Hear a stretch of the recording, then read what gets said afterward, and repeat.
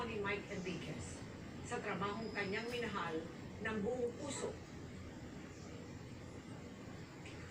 Siya po ang kasama natin sa pagtutok sa malalaking balita at sa pagiging saksi sa kasaysayan. Ang aming kaibigan, kapuso at kasamahan, minahal at inabangan din ng milyong-milyong mga Pilipino. Hala, condolence and RIP si Sir Mike Enriquez from 24 Oras, investigator NDCWB. Salamat paalam Sir Mike Enriquez. Bakit hanggang ngayon ay 8 milyon pa rin ang 71 years old na si Sir Mike. Hanggang sa pagkagat ng dilim, nakatutok kami 24 oras.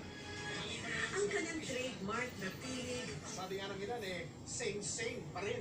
ang naghahatid sa atin ng mga balitang walang kinikilingan at walang pinoprotektahan. Hindi namin kayo tatantanan. Mahigit 50 taon na ang career ni Mike Enriquez sa broadcasting. Nagsimula yan nung siya'y 19 years old pa lang. Sa di sinasadyang pagkakataon, nang dalawin niya ang isang kaibigang nagtatrabaho sa radyo. Sabi niya, Mike is applying for a job. Sabi ko, of course na. Sabi niya, why don't you try? Nothing to lose. I'll read the newspaper. Pinasa ko. Tapos at the end, tinanong niya ako, when can you start? Taong 1995, nang lumipat siya sa GMA Network, kung saan sinimulan niyang pamunuan ang radio department ng GMA na kanyang pinalaki mula sa 4 na istasyon lamang.